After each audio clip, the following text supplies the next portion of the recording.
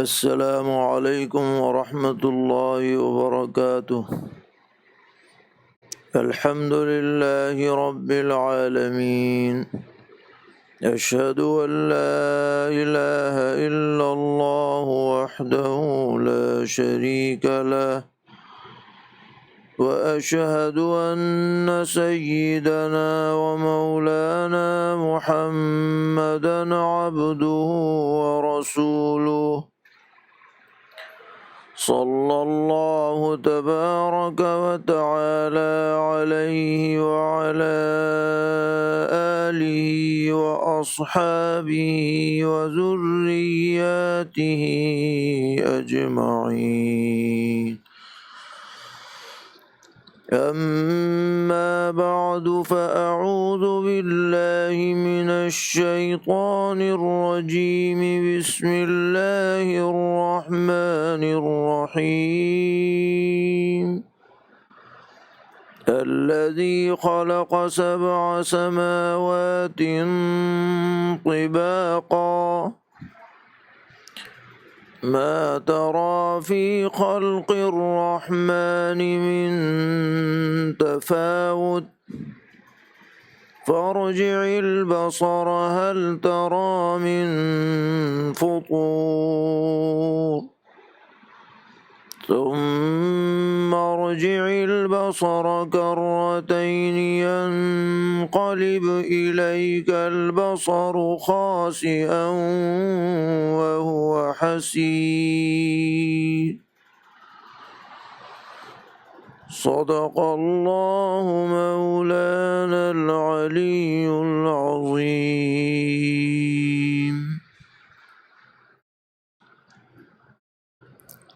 سورہ ملک کی تفسیر چل رہی ہے۔ جیسا کہ کل عرض کیا گیا تھا کہ اس صورت میں اللہ تبارک و تعالی نے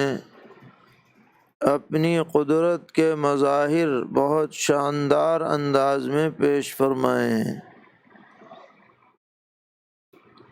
اور کل جس آیت کا بیان آپ کے سامنے پیش کیا گیا تھا، اس میں اللہ تبارک و تعالی کی حکومت و سلطنت، قدرت کاملہ، زندگی اور موت کا انتظام، اس کے متعلق وضاحت کی گئی تھی۔ اب اسی سلسلے کو آگے بڑھاتے ہوئے اللہ تبارک و تعالی فرما رہے ہیں کہ اس کی ذات وہ ہے جس نے 7 آسمان پے در پے پیدا فرمائے، اور پھر فرمایا جا رہا ہے کہ اللہ تعالیٰ کی کاریگری اور شان تخلیق تو ایسی ہے کہ آدمی کتنا ہی اس کے اندر کوشش کرے کہ کوئی نقص نکل آئے، کوئی کمی نکل آئے، کوئی فرق نکل آئے، تو آدمی کوشش کرتے کرتے تھک جائے گا، لیکن اللہ تبارک و تعالیٰ کی تخلیق میں وہ کوئی فرق ثابت نہیں کر پائے گا۔ اب یہاں پر حضرات مفسرین نے ایک بات تو یہ فرمائی کہ اس کا تعلق آسمان کی تخلیق سے ہے، کہ آدمی آسمان کے بارے میں غور کرے اور دیکھے بھالے اور اپنی سی ساری کوشش کر ڈالے، لیکن اسے یقین کرنا پڑے گا کہ یہ ایسی عظیم الشان تعمیر ہے اور ایسی عظیم الشان مخلوق ہے جس میں ذرہ برابر بھی کہیں انگلی رکھنے کی گنجائش نہیں ہے۔ اور واقعتاً اس میں کوئی شک بھی نہیں کہ دنیا میں آدمی بڑی سے بڑی عالی شان عمارتیں بناتا ہے، قلعے بناتا ہے، چھتیں ڈالتا ہے، لیکن سب جانتے ہیں کہ وقت گزرنے کے ساتھ ساتھ اس میں کمزوری آتی رہتی ہے، اور بالآخر ایک وقت وہ آتا ہے جب وہ عمارت ڈھا جاتی ہے اور کھنڈر بن جاتی ہے۔ لیکن اللہ تبارک و تعالی نے یہ 7 آسمان بنائے جو انتہائی زبردست ہیں، جن کے بارے میں پہلے بھی یہ تفصیل آ چکی ہے کہ ایک دوسرے آسمان کے درمیان بھی 500 سال کی مسافت کا فاصلہ ہے، اور یہ جب سے دنیا بنی ہے اور جب سے اللہ تعالیٰ نے ان آسمانوں کو بنایا ہے، یہ بلا کسی کمزوری کے جوں کہ تم اپنے حالت پر قائم ہے۔ پھر دوسری بات یہ بھی ہے کہ آپ ادھر سے ادھر چلے جائیے، مشرق سے مغرب چلے جائیے، شمال سے جنوب چلے جائیے، خشکی میں چلے جائیے، تری میں چلے جائیے، لیکن آپ کو اس عظیم الشان چھت کا کوئی ستون آپ کو نظر نہیں آئے گا۔ یہاں پر تو حال یہ ہے کہ ذرا سا کمرہ بھی بنایا جاتا ہے تو اس کی چھت کے لیے سہارے کی ضرورت پڑتی ہے، اور بغیر سہارے کے کوئی چھت قائم نہیں رہ سکتی، مگر یہ اللہ تبارک و تعالیٰ کی محفوظ چھت ہے۔ اس کو قرآن پاک میں سقف محفوظ کہا گیا ہے کہ جو بغیر ستون کے قائم ہے، اور جب تک اللہ تبارک و تعالیٰ چاہیں گے یہ قائم رہے گی، اس کے اندر کوئی خلل پیدا نہیں کر سکتا ہے۔ اور تیسری بات یہ بھی ہے جو بہت اہمیت رکھتی ہے کہ اتنی بڑی چھت اور اتنا بڑا نظام اور اتنی بڑی مخلوق، لیکن اس میں کوئی شگاف نہیں ہے، کوئی آنے جانے کا راستہ نہیں ہے، بغیر اللہ تبارک و تعالیٰ کی اجازت اور مرضی کے مجال نہیں ہے کہ کوئی وہاں پر بھی مار سکے اور اپنی طرف سے کوئی وہاں داخل ہو جائے۔ تو آدمی جب اس پر غور کرے گا اور ہر طرف سے سوچے گا اور بار بار سوچے گا اور یہ تلاش کرنے کی بھی کوشش کرے گا کہ اس میں کوئی کمی کسر نکل آئے، تو اللہ تبارک و تعالیٰ فرما رہے ہیں کہ تم کوشش کرتے کرتے تھک جاؤ گے، لیکن نہ تو تمہیں کوئی کمی نظر آئی ہے نہ آ سکتی ہے۔ جو بھی انصاف کے ساتھ غور کرے گا وہ اس نتیجے پر پہنچے گا کہ اللہ تبارک و تعالیٰ کی کاریگری، اللہ تعالیٰ کی تخلیق، اللہ تبارک و تعالیٰ کی صفت خلق بے مثال ہے، عظیم الشان ہے، بے نظیر ہے۔ کوئی مخلوق اس کے بارے میں سوچنے کے بھی متحمل نہیں ہے، کرنا تو درکنار۔ تو یہ تو وہ تفسیر ہے جب کہ اس کا تعلق صرف آسمانوں سے قرار دیا جائے، لیکن بعض دیگر مفسرین نے اس کو تمام ہی مخلوقات سے جوڑ کر کے اس کی تفسیر فرمائی ہے کہ صرف آسمان ہی نہ دیکھو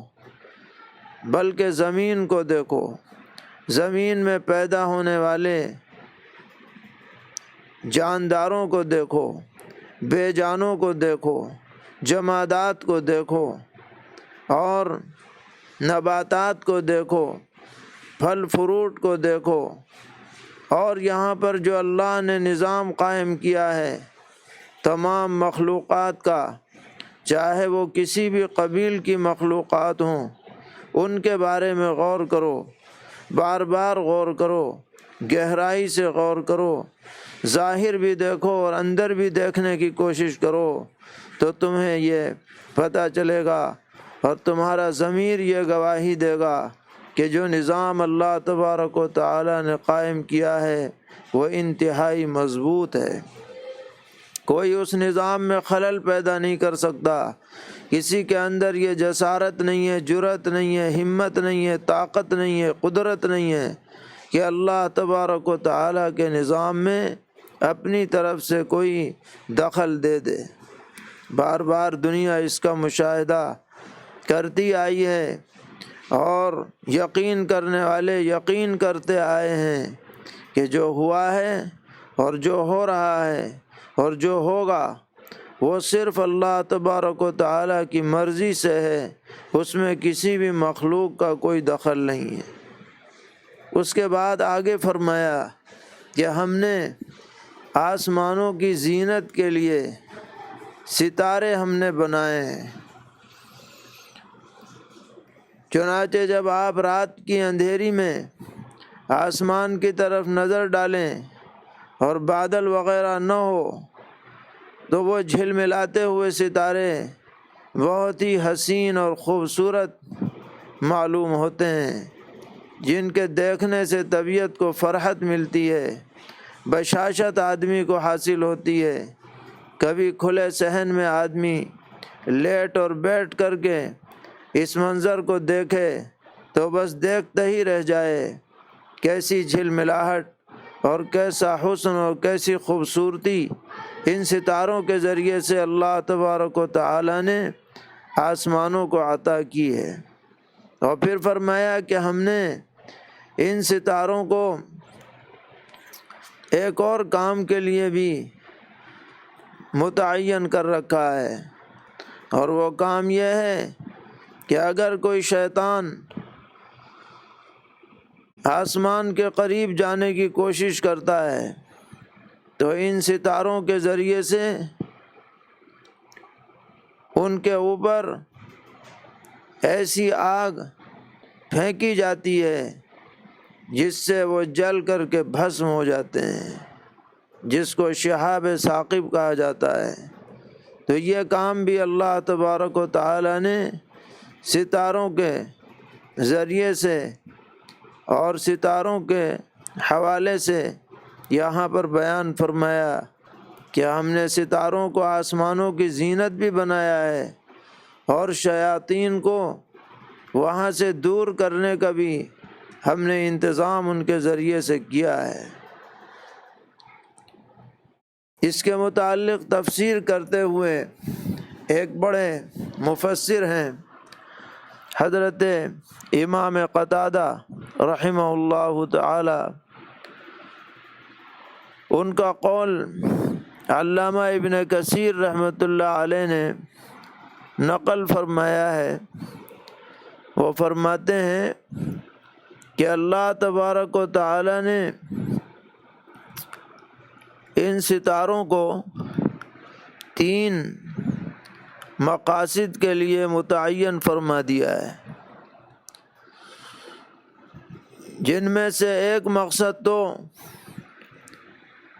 آسمان کو سجانا سنوارنا ہے کہ یہ آسمان کے لیے زینت ہیں، اور دوسرا مقصد یہ ہے کہ جو شیاطین وہاں پر چلے جایا کرتے تھے اور اللہ تعالیٰ کی طرف سے نازل کردہ احکامات میں سے کچھ چرا لیا کرتے تھے فرشتوں کے ذریعے سے، تو وہ سلسلہ اللہ تعالیٰ نے بند کر دیا اور ان ستاروں کے ذریعے سے ان کو جلانے کا اور ان کو سزا دینے کا سلسلہ جاری ہوا۔ خاص طور پر قرآن پاک کے نزول کے بعد سے یہ حفاظتی نظام اور سخت کر دیا گیا۔ تو یہ 2 باتیں ہوئیں، اور تیسرا مقصد ان ستاروں کا یہ ہے کہ ان کے ذریعے سے اندھیری کے اندر نشانیاں پائی جاتی ہیں۔ مثلاً کوئی قافلہ اندھیری رات میں سفر کر رہا ہو، جنگل بیابان ہو، تو پتہ نہ چلتا ہو کیا مشرق ہے، کیا مغرب ہے، کیا شمال ہے، کیا جنوب ہے۔ یا کوئی جہاز سمندری سفر میں ہو اور اندھیری رات ہو، تو ان ستاروں کے ذریعے سے جاننے والے جان جاتے ہیں کہ ہم کس سمت کی طرف سفر کر رہے ہیں۔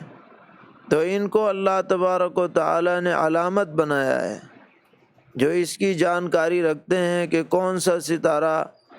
کس سمت میں ہوتا ہے، کس جانب ہوتا ہے۔ اس سے راستے کی پہچان ہو جاتی ہے اور صحیح راستے کی رہنمائی حاصل ہوتی ہے۔ یہ 3 باتیں تو ستاروں کے متعلق خود قرآن پاک سے ثابت ہیں۔ 2 باتیں تو یہیں بیان ہو گئیں، اور ایک بات جو ہے علامات والی وہ کئی اور آیتوں میں ذکر ہے۔ تو حضرت قتادہ فرماتے ہیں کہ ان 3 باتوں کے علاوہ جو ستاروں کے ذریعے سے کوئی اور علم حاصل کرنے کا دعویٰ کرے گا، اس کی بات کا کوئی اعتبار نہیں کیا جائے گا۔ ستارے دیکھ کر غیب کی خبر بتلا دینا کہ فلاں ستارہ طلوع ہو گیا، لہذا اب آئندہ حالت یہ ہونے والی ہے، اچھی ہو جائے گی یا بری ہو جائے گی، فلاں آفت آ جائے گی یا فلاں آفت مٹ جائے گی، ستارے کو اس کی بنیاد بنانا، حضرت قتادہ فرماتے ہیں یہ صرف تخمینی باتیں ہیں، گمان کی باتیں ہیں، ان کے اوپر کوئی یقین نہیں کیا جا سکتا ہے۔ اور بہت سے نجومی لوگ آدمی کا ذائچہ بنا کر اس کا قسمت کا حال اپنی طرف سے بیان کرتے ہیں۔ یہ سب چیزیں شریعت میں قابل قبول نہیں ہیں۔ ایسے لوگوں کو کاہن کہا جاتا ہے یا عراف کہا جاتا ہے، اور ان کا شریعت میں انتہائی ان کی مذمت وارد ہوئی ہے۔ تو ستاروں سے اللہ تبارک و تعالی نے جو اصل ان کی تخلیق کا مقصد ہے وہ بیان فرما دیا ہے کہ یا تو آسمان کی زینت، یا تو شیاطین کو آسمان سے دور رکھنا، اور یا تیسرے نمبر پر علامت اور نشانی کے طور پر ان سے فائدہ اٹھانا۔ یہ مقصد ہے ان ستاروں کا۔ اور اس کے علاوہ بھی اللہ تبارک و تعالیٰ کے علم میں ان کی تخلیق کا مقصد ہو سکتا ہے، لیکن یہ ایسی چیز ہے کہ جس کے متعلق ہم اپنی طرف سے کوئی دعویٰ نہیں کر سکتے، کیونکہ ہمارے علم کی رسائی وہاں تک نہیں ہے۔ یا تو قرآن پاک کے ذریعے سے پتہ چلے یا صحیح احادیث کے ذریعے سے پتہ چلے، جبھی ہم اس کے اوپر یقین کر سکتے ہیں۔ بہرحال اللہ تبارک و تعالی اپنی صفت تخلیق بیان فرما رہے ہیں کہ تم غور کرو اور تم اس بات پر کامل یقین رکھو کہ قادر مطلق ذات، خلاق ذات، بے مثال پیدا کرنے والی ذات، نظام کائنات کو چلانے والی ذات، سنبھال کر رکھنے والی ذات، اول اور آخر ذات جو ہے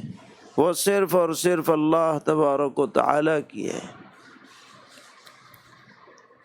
فرمایا الذی خلق 7 سماوات طباقا، وہی اللہ ہے جس نے 7 آسمان بنائے پے در پہ، ایک کے اوپر ایک، تہ بتہ۔ فرمایا ما ترى في خلق الرحمن من تفاوت، آپ نہیں دیکھیں گے رحمان کی تخلیق میں اور بنانے میں کوئی فرق، شاندار بنانا ہے، اس میں کوئی فرق نہیں ہے۔ فارجع البصر هل ترى من فطور، پھر دوبارہ دیکھیے کہیں آپ کو نظر آتی ہے کوئی دراڑ؟ ایسا عظیم اللہ نے یہ نظام بنایا ہے، اس میں کوئی انگلی رکھنے کا موقع نہیں ہے۔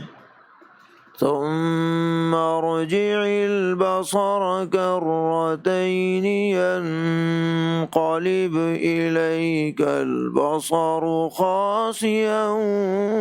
وهو حسير، پھر لوٹا کر نگاہ فرمائیے دو بار،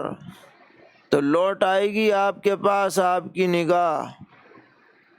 اس حالت میں کہ وہ تھک چکی ہے۔ تو یہ خطاب اگرچہ پیغمبر علیہ الصلاۃ والسلام کو ہے، لیکن آپ کے ذریعے سے پوری امت کو، امت کے تمام افراد کو خطاب کیا جا رہا ہے کہ جب حضور کا یہ حال ہے تو جو بھی اس بارے میں غور کرے گا وہ بھی اسی نتیجے پر پہنچے گا کہ اللہ تبارک و تعالیٰ کی تخلیق میں ذرہ برابر بھی کوئی فرق نہیں ہے، کوئی کمی اور کسر نہیں ہے۔ فرمایا وَلَقَدْ زَيَّنَّا السَّمَاءَ الدُّنْيَا بِمَصَابِيحَ وَجَعَلْنَاهَا رُجُومًا لِلشَّيَاطِينِ، اور ہم نے رونق دی آسمان کو، جو دنیا والا آسمان ہے، چراغوں کے ذریعے سے، یعنی ستاروں کے ذریعے سے، اور ہم نے ان کو متعین کر رکھا ہے شیطان کو پھینک مارنے کے لیے۔ اب بعض حضرات تو یہ فرماتے ہیں کہ انہی ستاروں میں سے ٹوٹ کر کے وہ پیچھا کرتا ہے شیطان کا، لیکن زیادہ صحیح بات یہ ہے کہ ستاروں کے ذریعے سے کوئی ایسا مادہ نکلتا ہے جو اس کو جلا کر کے بھسم کر دیتا ہے۔ فرمایا وَأَعْتَدْنَا لَهُمْ عَذَابَ السَّعِيرِ، اور ہم نے ان کے یعنی شیاطین کے لیے دہکتی ہوئی آگ تیار کر رکھی ہے۔ یعنی شیاطین کا انجام بہرحال آخرت کے اندر برا ہونے والا ہے، ان سے کوئی فائدے کی کسی طرح کی امید نہیں ہے۔ جب وہ اپنے کو نہیں بچا پائیں گے تو جو ان کے طریقے پر چلنے والے ہیں وہ کہاں سے بچ پائیں گے؟ اس میں اشارہ بھی کر دیا کہ جو لوگ شیاطین کو مؤثر سمجھتے ہیں، شیاطین کو اپنے لیے نافع سمجھتے ہیں، فائدہ مند سمجھتے ہیں، انہیں ہوشیار رہنا چاہیے۔ اگر وہ شیاطین کے ساتھ لگے رہیں گے، ان کے طریقے پر چلیں گے، تو جس طرح ان شیاطین کا انجام دہکتی ہوئی آگ ہے، اسی طرح جو شیاطین کے ساتھ رہیں گے ان کا بھی یہی انجام ہونے والا ہے۔ اللہ تبارک و تعالی ہم سب کو کامل ایمان و یقین عطا فرمائیں، ہر قسم کی کج روی سے، کج فکری سے، غلط روی سے، غلط عقائد سے، برے اعمال سے ہماری اور پوری امت کی حفاظت فرمائیں۔ وآخر دعوانا ان الحمد للہ رب العالمین۔